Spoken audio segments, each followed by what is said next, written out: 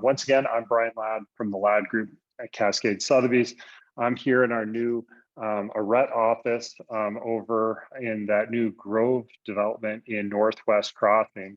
This is a project that we're proud to bring to market. We're going to be bringing in 32 luxury condos spring of 2023. And so I'm Q2, over here. end of Q2 of 2023, but it's looking Okay. really good. And they poured foundation yesterday. So that's, it's nice to see movement and kind of get a lot of folks up in there. So it's neat. Yeah, it's going to be cool. Well, thanks for joining us today, Erin. We've also got Jamie Griggs, who's our uber talented marketing director. And if you have any questions today, please just send those in the chat or the Q&A, and she'll bring those to light. And we'll make sure to answer all your questions to the best of our ability. And I'd love to have a good two-way conversation, but I'm going to keep this efficient. Our goal today is to take no more than about 20 minutes of your time. And if you have to bop out, we'll have a recording of this later. But we're here for you. We've given our thoughts and tried to put together what we think is the most relevant subjects, what's on our client's mind on a day-by-day basis. And hopefully we'll try to answer that. So we're starting this with a quick question. I believe the question that Jamie put out there is, really, what's your primary emotion around housing right now? Because there's, in my mind, there's a lot of confusion out there. Erin, if you had to sum it up, the average conversation that you're having with your clients on a day-by-day basis, I know you've already done it 3 or 4 times today, what would you say? Yeah, just walked in the door straight from a meeting with one of our sellers. And I think it's really interesting. I see the poll results here and I see that no one has checked fear, but that is much more focused around uncertainty. And I think that that's the tone that we're sensing too.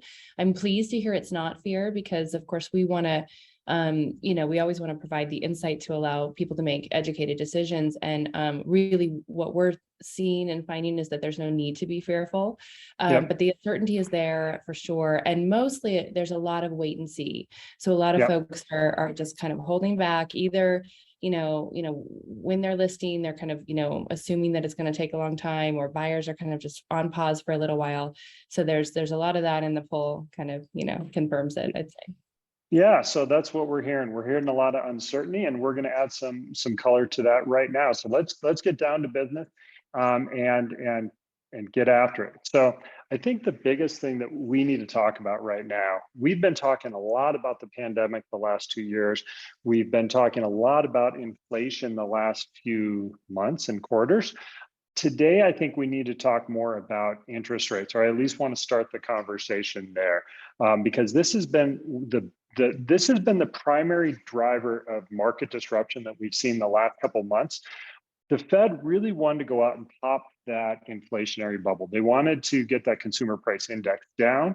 And as you've seen from the stock market the last couple of days, I'm not sure if you've witnessed that has really boomed as the consumer price index numbers are coming out and showing that the Fed did achieve their number. Those inflationary numbers are coming down, and they went right after housing because housing was running away, and they wanted to control that, and they really controlled that through interest rates. And when interest rates went from 3% at the beginning of the year all the way up to almost 6%, a doubling of interest rates in 6 months is something that we really hadn't seen in decades. It had its intended effect. And this is what created a lot of confusion in the market. And there were a lot of buyers that were just on the edge of affording at 3%. And when it went to 4 and 5, and all of a sudden to 6%, they were confused, dismayed, and they were saying, this is not an environment in which I can either afford or make a logical decision in. The good news is that's already starting to come down.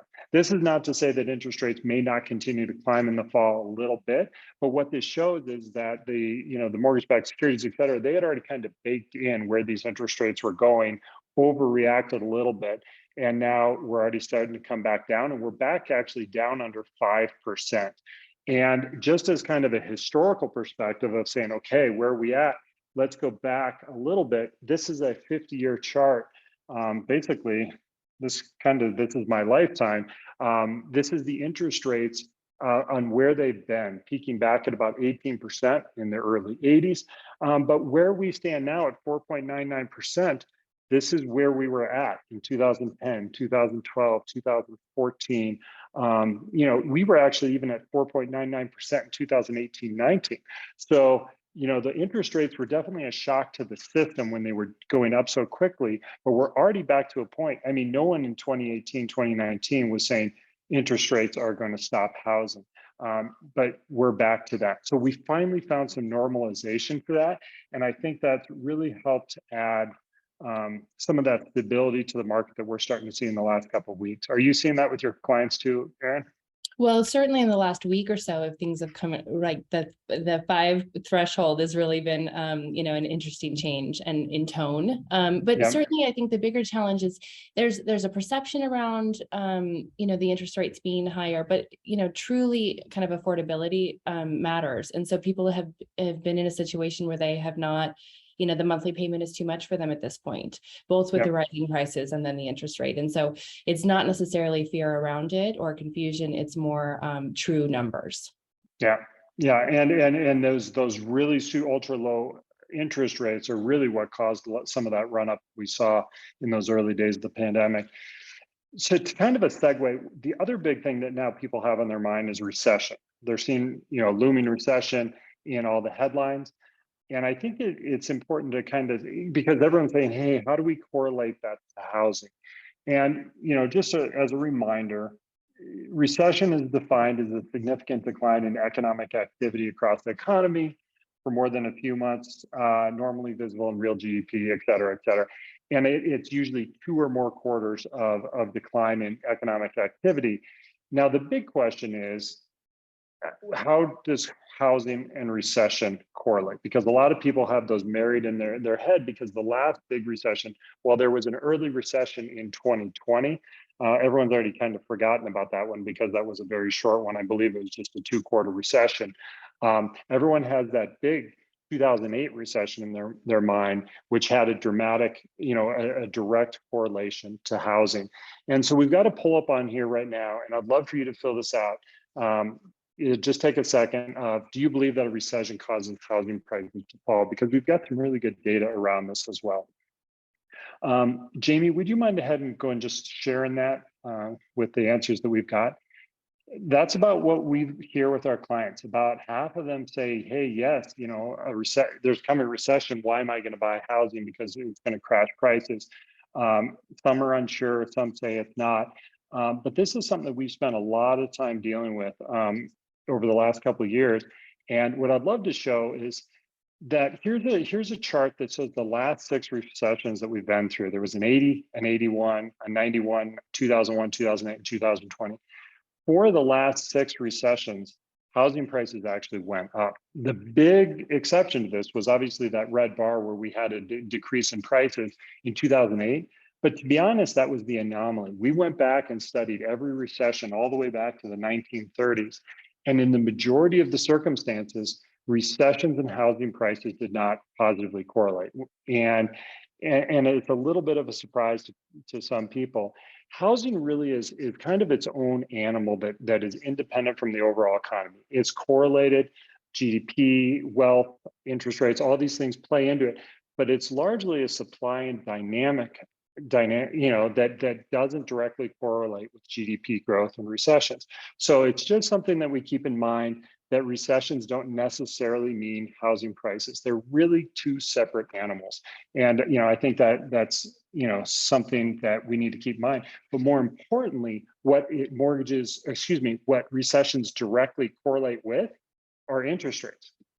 Because to get out of a recession, the Fed tries to spur growth, and they spur growth by putting a lot of money into the system, by lowering interest rates, which causes mortgage rates to decline. So this may help you understand and kind of bridge that gap of understanding why housing prices often go up in recessions, because the government wants to get the economy moving again, and low interest rates cause more buyers to come into the market. And housing is usually one of the things that appreciates and starts moving first in a recession. And the government knows this. They know that when people buy houses, they buy blinds, they buy, they decorate, they move, it's a big part of the economy. So that it's really interesting that on average, over the last, all these recessions, if you look at here, what this shows is that in the recession in the early 80s, interest rates went from 16% down to 11%. And then in that second recession that was behind that, it went from 18 all the way down to 13. And then you can look all the way back to the one in 91, 2002, et cetera. The interest rates fell during those recessions on an average of about 1.8%. So, One thing, and that, Brian, if yeah, I can jump just in. jump in here, if you want to go back to the last slide, I think it's interesting to note because I've seen us use this slide before, and I think it's really valuable. But the width of the gray bars is the length of the recession, obviously. And I Yep. think it's interesting to note that even longer recessions don't necessarily mean falling prices. So, for instance, in the 80s, do you want to talk about that a little bit? Because I think people have assumed that because of the quick recovery, it saved us from that, but that they're not correlated. Well, yeah. So, they're just not a direct correlation. We could get into all the different factors that affect housing prices, but recessions and GDP growth are not one of the top factors. So I think we just need to kind of leave it at that for now. I think we could probably do a webinar on that alone. But I think it's interesting to talk about, though, that if we're talking about interest rates falling, and this isn't from the beginning of the recession to the end, this is from the peak rate that is in that recession to the bottom. But if we say interest rates were to peak at 6, 7%, if we look at historical averages, that would bring us back down to about 4 to 5%, which is about where we're at right now. So even if interest rates go up a little bit, historically, by the end of that recession, those interest rates come back down because of Fed policies required to get through that recession. Hopefully that'll add some context to that. The next one, Erin, I think we're kind of alluding to this of saying, hey, if we're already in the recession mindset, we're talking 2008 again. Let's talk a little bit about why things are so fundamentally different. Do you want to start with kind of lending standards on that one?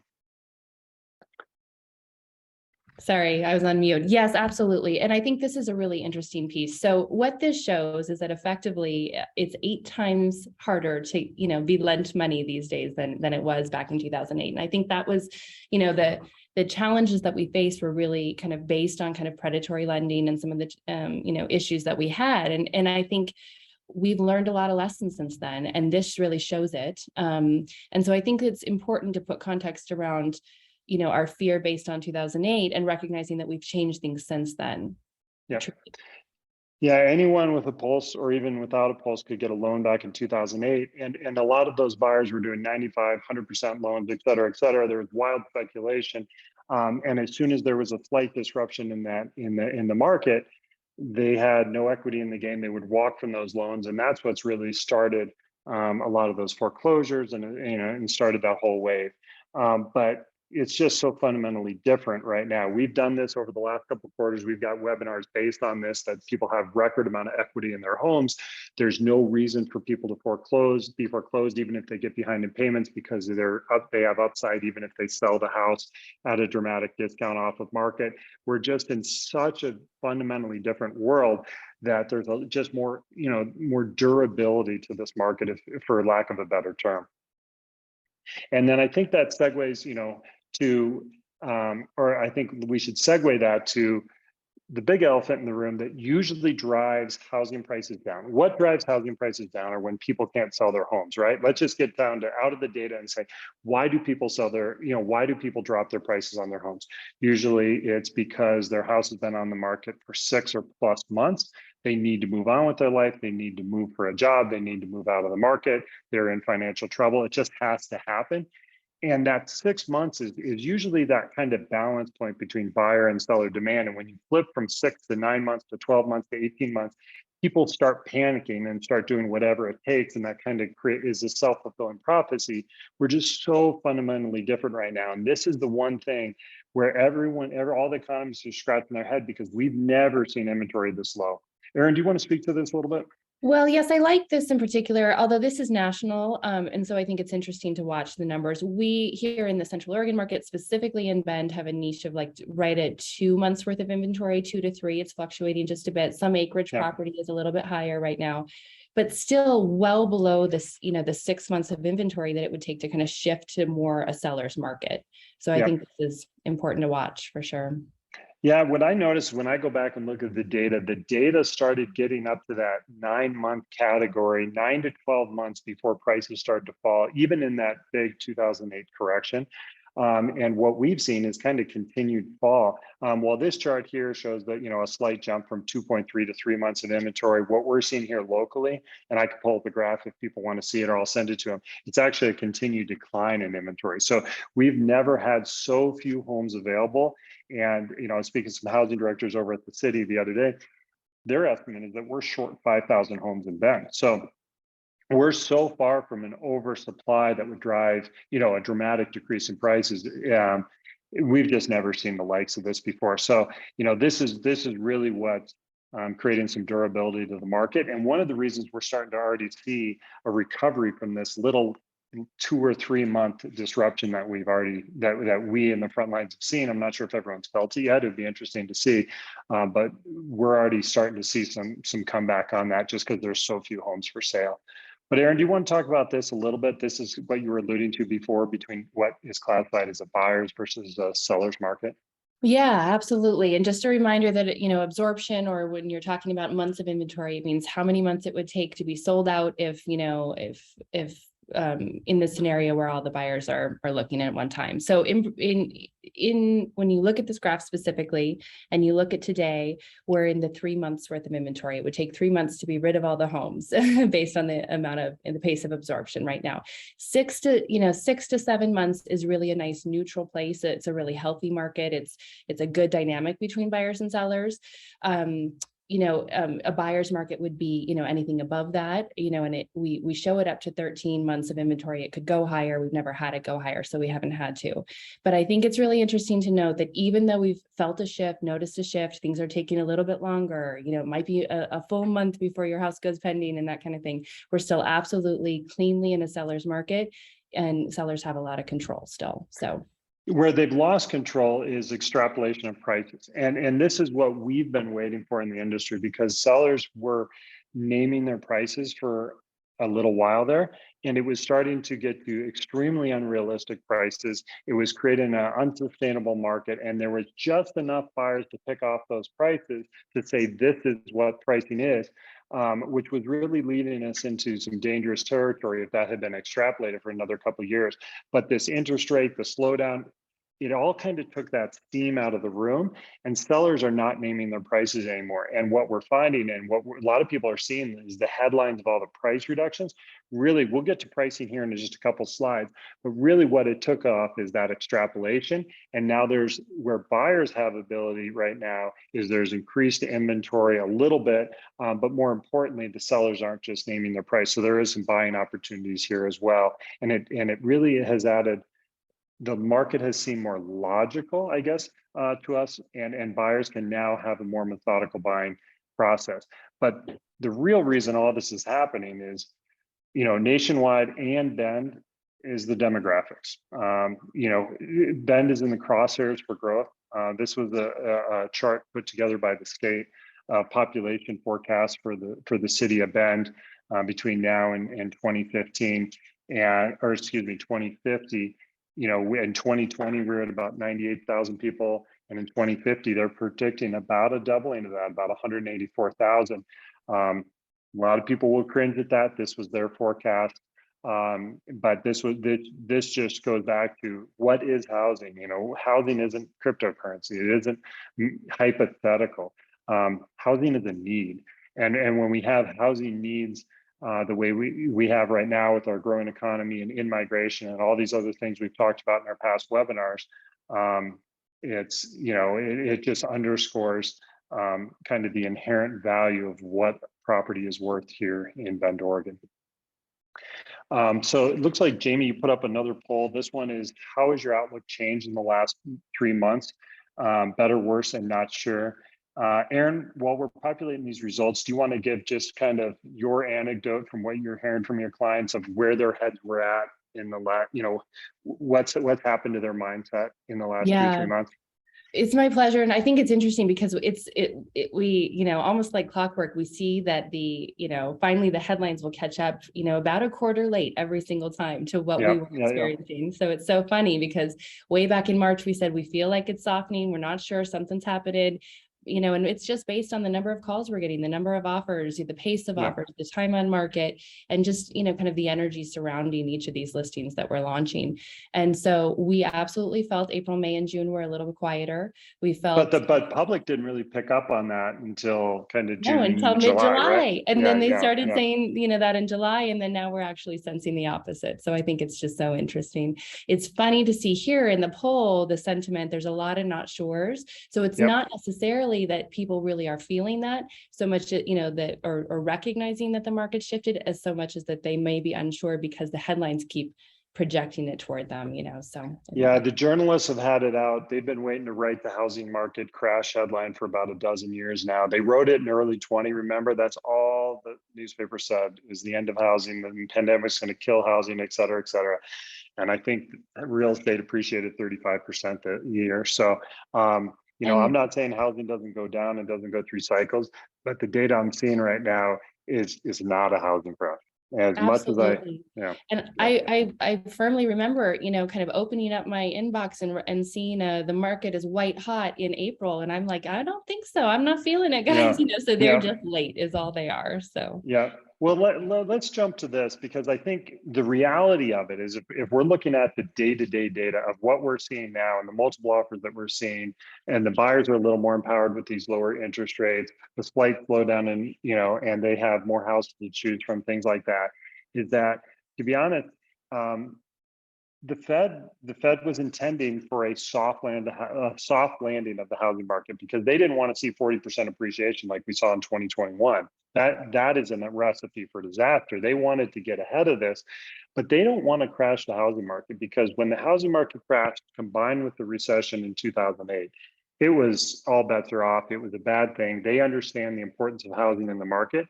And the goal for them was always to kind of flatten that curve. And this was an interesting article that just came out today. I believe it came out, yesterday in Fortune.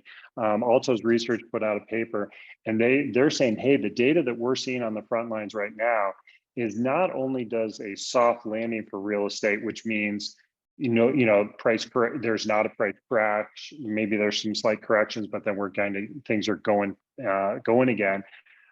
Is not only possible, they're starting to say the data is showing it's already happening and is the most likely option. And some of the quotes from this article were current signs don't show the market changing dramatically from here. And then I think the last one kind of sums it up. Mortgage rates have fallen off their highs. Employment is super high. People who want to buy are now buying. And this very much seems like a soft landing. Is that what you're seeing on the market every day, Erin?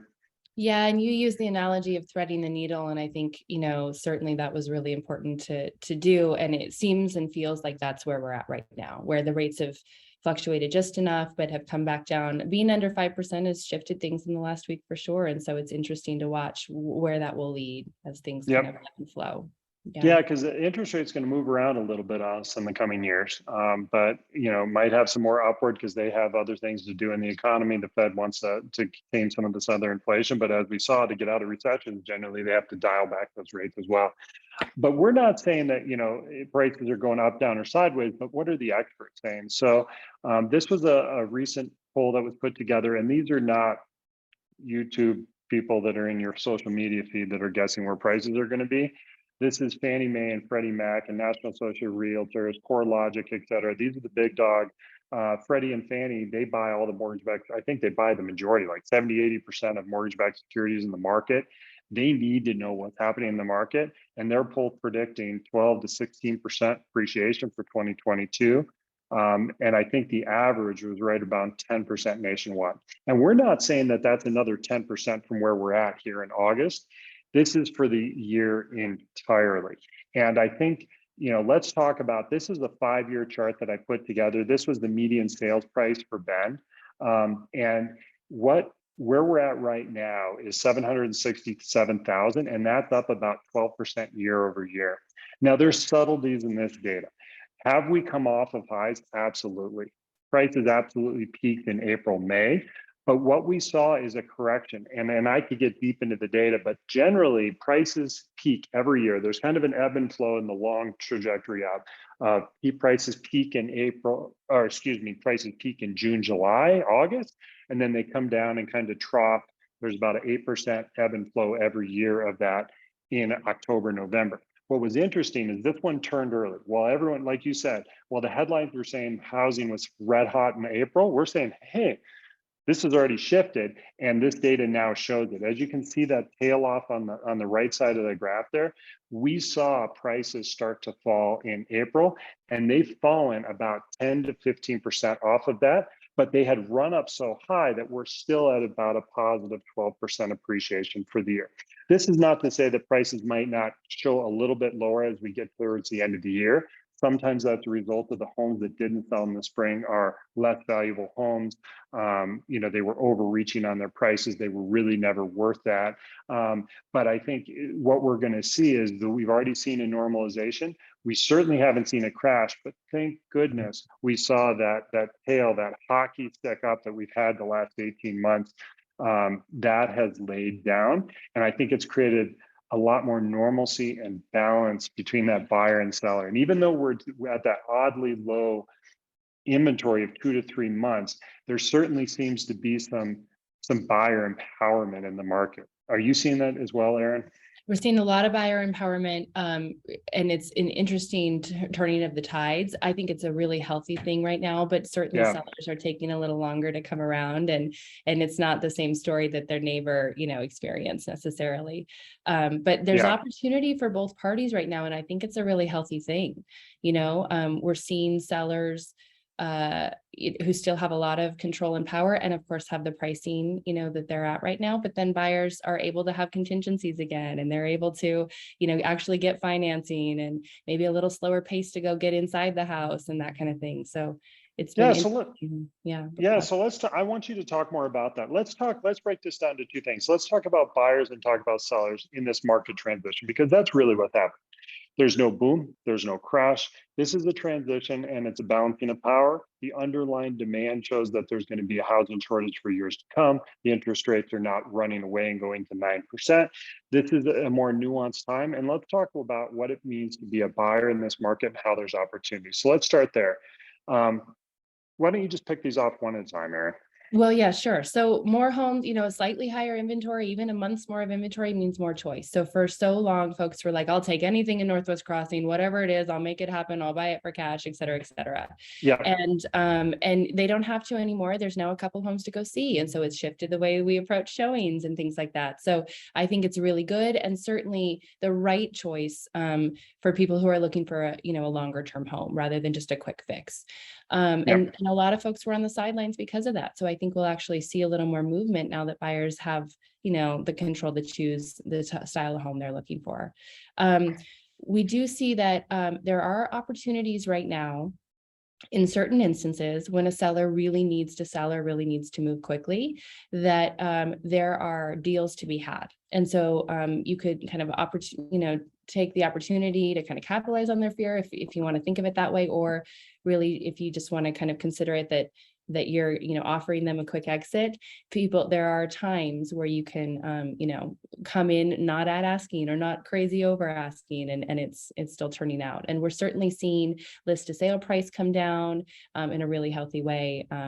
For a long time it was over 100%, and now it's kind of 98% to 100%, which is nice as an average. So yeah, I think that especially there are sellers that in February, March, April refused to believe that the market was changing. They were reading the headlines. They saw what their neighbor's house sold for 60 days, and they took their neighbor's price and extrapolated it 20%.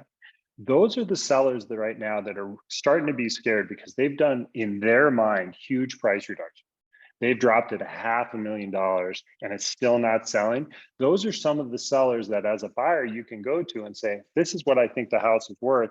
And they're often able to negotiate against those sellers right now. And it's not because the value of that house went up and down. It was that seller's perception of that value. And now once they've done price reductions and they've been on the market for 4 or 5 or 6 months, that seller's a little unsure. So there are some instances where anytime there's disruption or transition, there's going to be people that have fear.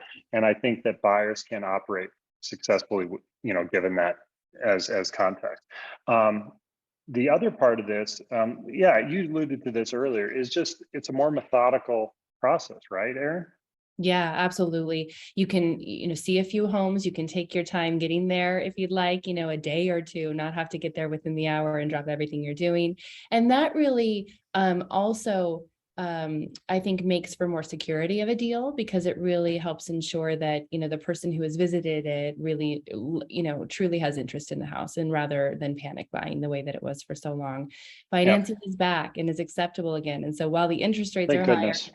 yes, we certainly, we're not waiving, appraisals, and we're not always having to bring cash to the table, and we're in a really good place that way, that a financed offer is a standard offer, and that's okay.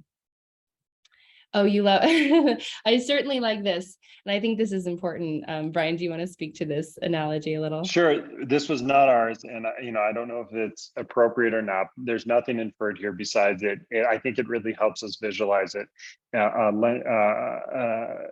mentor of mine in another state, he's explaining it as, you can marry the home but date the rate, in the sense that you're buying the home, and even if interest rates are high, interest rates fluctuate. That chart that we just showed you, they fluctuate up, down, sideways over many, many years. And you're not buying a mortgage, you're buying the house. And it's one of those things that if the right home is coming to market, even if the interest rate is 1 or 2 points above what you want to hold for 10, 15, 20, 30 years, that can be refinanced over time. Now, we're certainly very conservative. As the lab group, we believe that everything needs to be done in the context of long-term decisions. It has to be within your budget. We don't believe on over leveraging and paying too much, so that as soon as you lose your job or you have a sickness and that things start stacking up on you. We are strongly supportive of trying to stay well within your budget so you can withstand the cycles of housing, because anyone that can withstand cycles in housing, whether that be 1 year, 3 years, or 5 years, do well. It's time in market, it's not market time. That said, there's always opportunity to refinance. So don't, if you don't want to buy today because of the interest rate, even though you can still afford it, it just stinks to you. You might be missing an opportunity to get the house you want, because the interest rate can change, but the house won't. So the marry the home, date the rate was a kind of a funny way to put it, but I think it speaks truth into the market. Let's flip this a little bit and talk about sellers. Erin, what are some of the ways, why does it still make sense to be a seller in this market? What are some of the opportunities you have? Well, and I think this stat just says everything. We are at a new set point, and it's Yeah, moved up drastically in the last 2 years. And so a lot, if you're assuming that, oh, my home won't be quite worth quite as much as it was back in March, you're still up 35%, since January 2021. And you're even up, yeah, you're almost, up 60% since the beginning of the pandemic. So while there's a little bit of fluidity happening in the froth up at top, you're absolutely at this new price point for your home, and you have really good equity that's, kind of embedded within. And so I think it's important for sellers to keep that top of mind, and to recognize just how well they've done in the last few years, and not over worry about that last 1 or 2% that may need to fluctuate, while we're threading that needle of, a recession and interest rates and things. So the other thing is that, yeah, so this new data is showing that sales, and this is very new data. So, we were just sitting together at a round table earlier, and we were watching,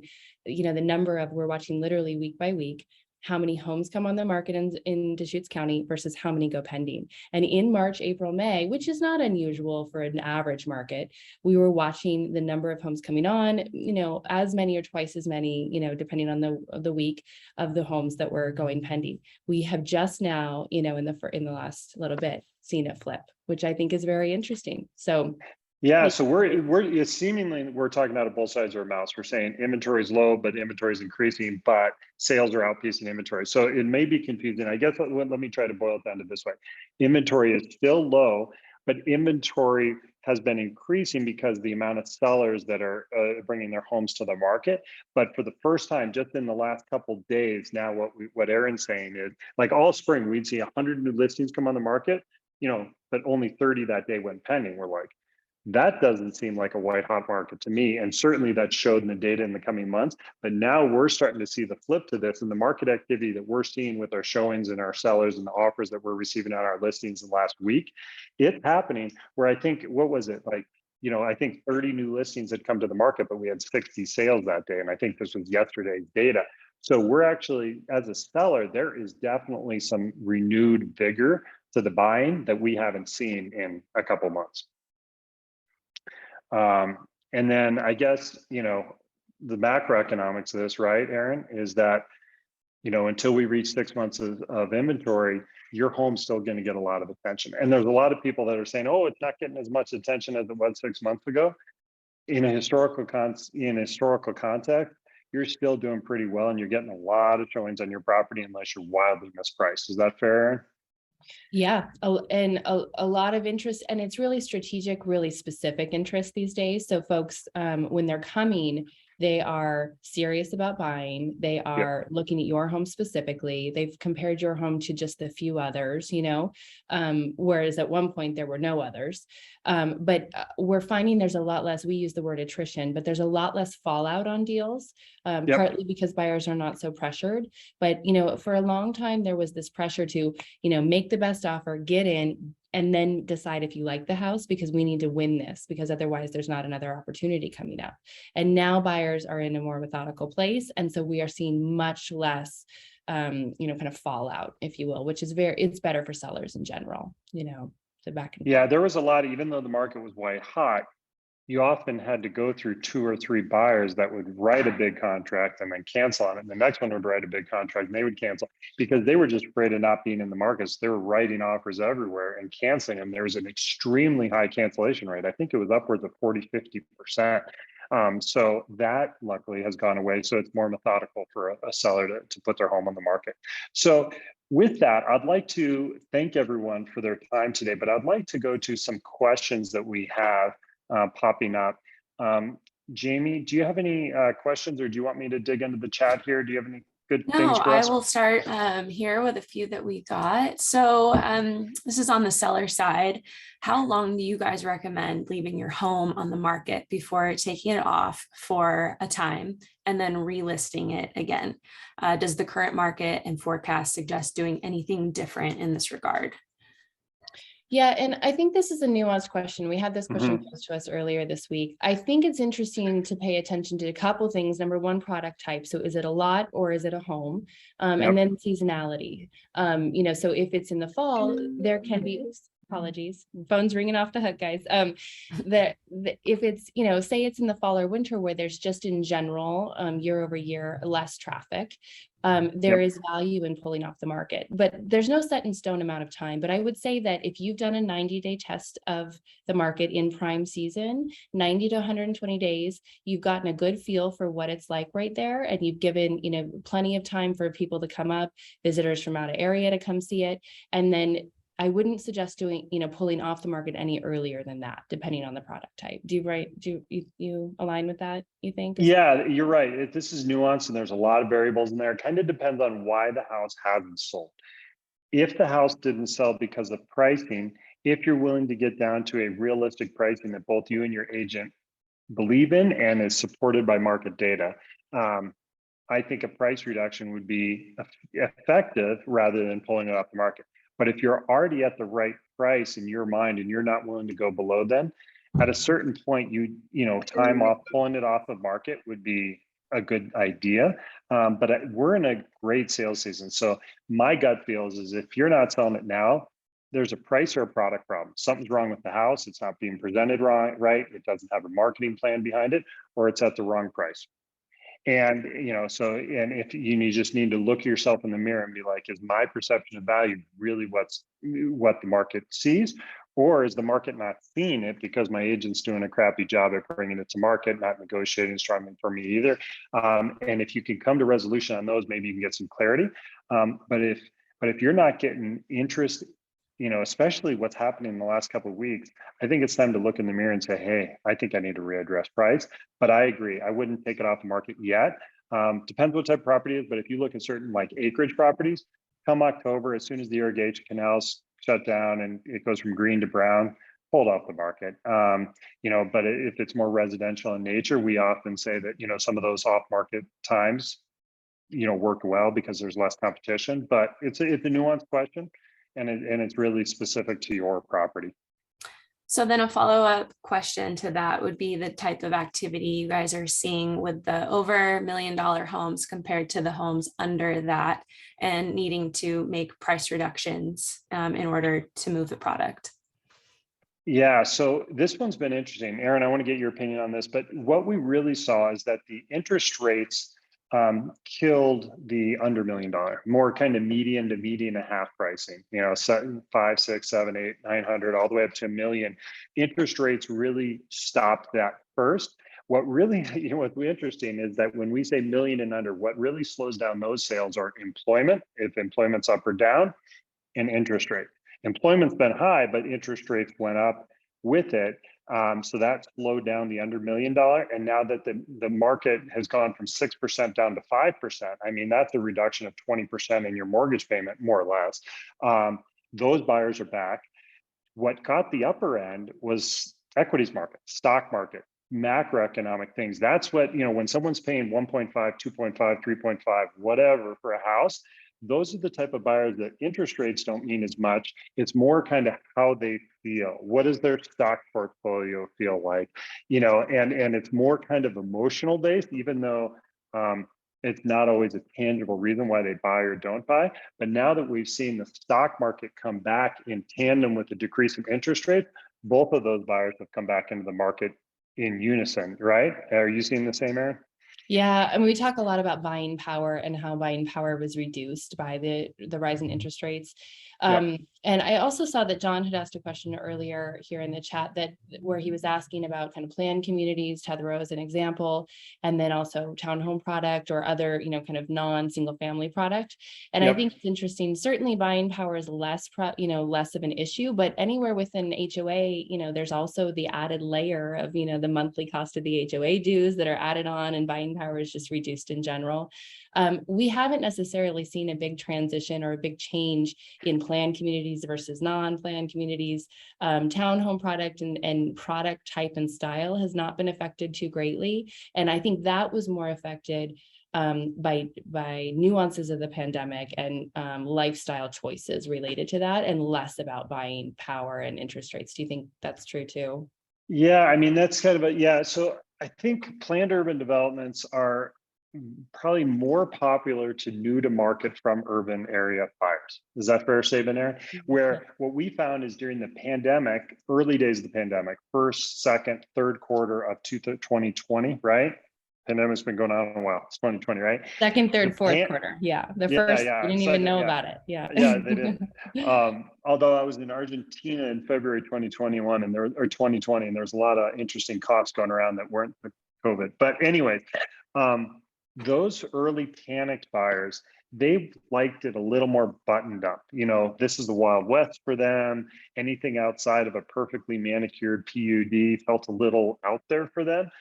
So those type of buyers, and that I think the planned urban developments were a little hotter earlier than our rural properties, or properties that once someone's been in bed for 5-10 years, they're looking for that little extra elbow room, a little, they want a place for the sheep or a goat, or, for their kids to set up jumps and things like that. So as people kind of expand and want that little bit more, that they get comfortable here and want that Central Oregon lifestyle. So I think that slowed down a little bit on those perfectly manicured neighborhoods that were so hot in the early pandemic. But I say what's happening right now, we're kind of back to traditional demand for all product types.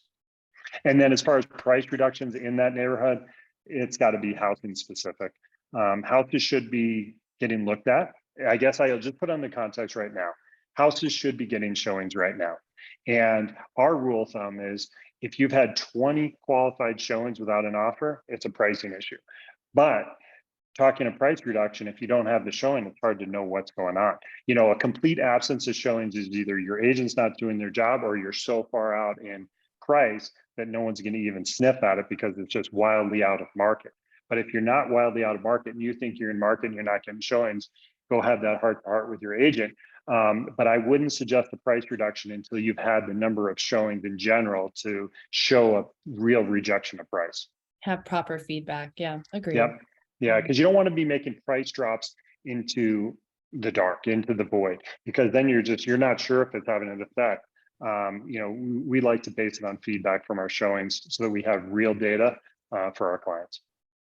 But So I think considering the that's, last 6 months of data, what kind of guidance would you give our sellers to establish price right out of the gate? Erin, do you want to take a crack at that one? Well, I would say that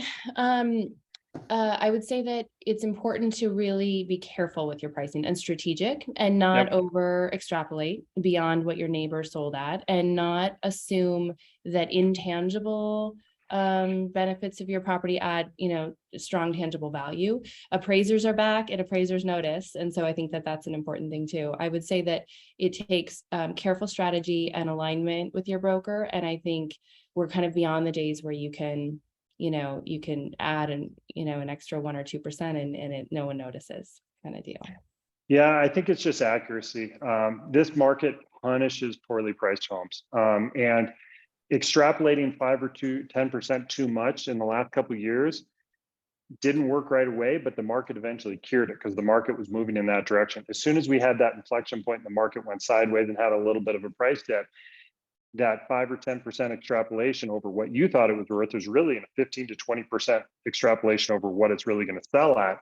And those are the homes that are getting punished right now, that are creating the headlines, big price drops, things like that. So you need to be right on. And it's not just, and don't go and pull 6 months of data and say, hey, I'm comparing to this. It's what's sold in the last 6 weeks, what's sold in the last 3 weeks. And then what buyers often struggle with, it doesn't matter what sold even 3 weeks ago, what's available. And so you have to say, okay, what's in my buyer's price zone? If my home is 1.2, let's go and be a shopper and search from 900 to 1.5. And I want to go look and say, buyers are not choosing on a price per foot. It's got to make sense on a price per foot, but go be a shopper and say, hey, if I had to rebuy my house today and I have the same price, would I rebuy it in the houses that are out there today? And if you wouldn't, be honest with yourself. A lot of people are saying, hey, my house is perfect in every way, but in my next house, I'm going to change the kitchen. I'm going to do this differently. I'm going to do this differently, but my house is perfect. And it's like, well, your house isn't perfect and you want to change everything. So, to be honest with yourself of what's on the inventory, what's your competition on a day-by-day basis. And this is often a game time decision. We'll give a price a month out, we'll give a price a week out, and then the day of, we're searching out there and say, okay, what are the buyers going to be looking at this weekend? Because this is a fluid market, and let's base it on what we see today. So just be accurate. And the second layer to that is just to keep it all in context. Like, I feel like sellers are so caught up in that extra 1 to 2% that they want so badly right now. But guys, we're 60% more than 2 years ago, and the average, appreciation would have been 4 to 8% a year. So keeping it in context, I think, is really important, because it's hard. It's hard to stay focused on that when you're looking at numbers. And then when you are overpriced, and it, because if we all look at in the mirror and admit to ourselves, if you're overpriced or not, most sellers know. The problem is they start to take it in chunks. They say, hey, I'm going to do a $10,000 reduction, $25,000 reduction. The problem is in a market that is trying to resolve itself, everyone's doing that. And to be the next sale in the room, you have to kind of step ahead of that. We have a real estate coach that advises us on a weekly basis. What was her analogy? She goes, either you can eat your hand one bit at a time or one finger at a time, or you can lop it off at the elbow. And, so just be careful of those incremental price reductions that don't have much effect. If you're going to do it, save it all up, hit the price that you need to right away and be the next one to sell. Don't do the minuscule price reductions, because it creates a long-term downward trajectory that the history is on the market. People see it and they extrapolate down from there when they go to make their offers. Make a splash when you do it. Yeah. Totally. Make a splash. Make sure that price reduction has an effect.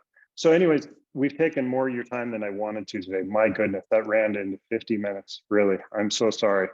Thank you for all hanging on today. If there's no further questions, we're going to end it at that. And then feel free to reach out to us anytime. We're happy to help, whether you're a client or not. This is what we love doing. So thanks for your time.